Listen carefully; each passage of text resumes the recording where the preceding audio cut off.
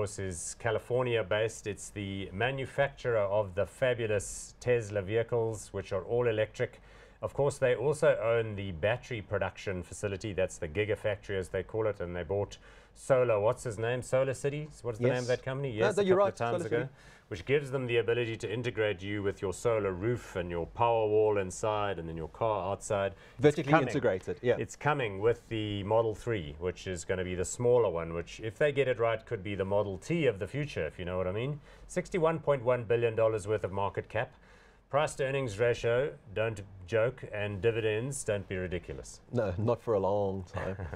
Share chart looks handsome though. It got as high as 380, but it comes off of $30 if you were lucky enough to own them in 2013. So it's been a tremendous 10-bagger in recent years. Yeah, so when you were asking me if I was hot or not on the stock, I said I was not hot. Understanding that would I pay $380 a share. You mean in the last time we discussed this? This guy's about 3 months ago, I think it was. So you need to take that into perspective. You know, if you are a long-term shareholder in the stock, you got it at IPO in the year 2010, you're smiling, you're doing well. But your question is, where to from here?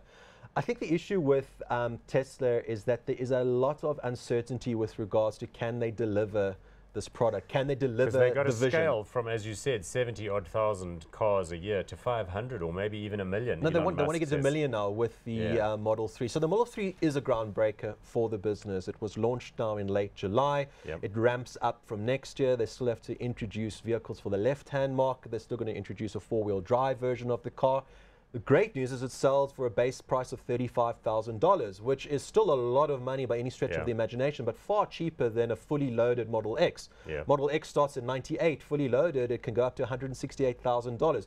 Vehicles really reserved for the supreme wealthy. And you think it's going to be as good a performer? Because what people like about Tesla is they last a long time, they've got fewer moving parts, and they get great customer feedback. So if the Model 3 is as big a hit as some of the previous ones are with their owners, then it could do well. It could do well. I think what you need to really overcome, number one, is the cost of the vehicle. It's still relatively expensive. Number two is range anxiety, which is a true, honest, fear to have.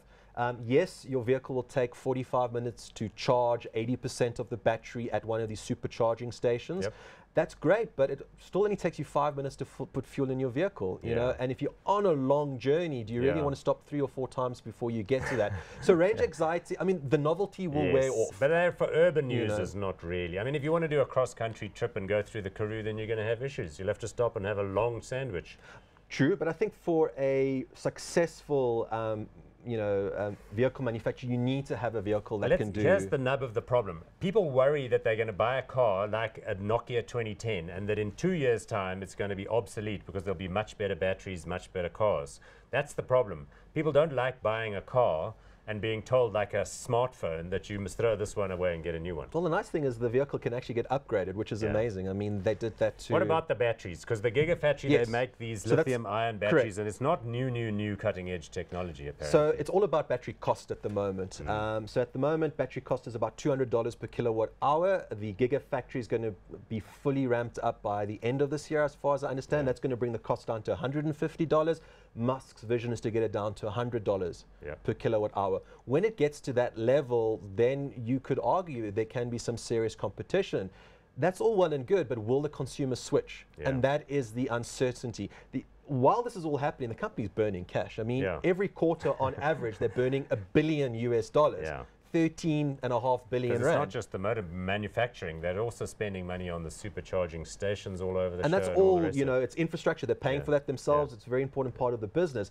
The point I'm getting to is that new shares will have to be issued, new debt will have to be raised, and that can dilute current shareholders as well as increase the debt levels. We have to go hot or not. Look, we own these in the hot stocks portfolio. I understand why you're hot, we I think you will be. I can't even remember what, so we're very happy with them. I think they're up like 50 or something % since we bought them. But would you buy them at this current point? Not at this price still. Even at $360, I will not buy. I was wondering whether I would join you on that, but I'm not. I'm going to go hot. And the feeling I've got is just with all this chatter about electric vehicles, Tesla remains the market leader. So I'm going to stick with this one.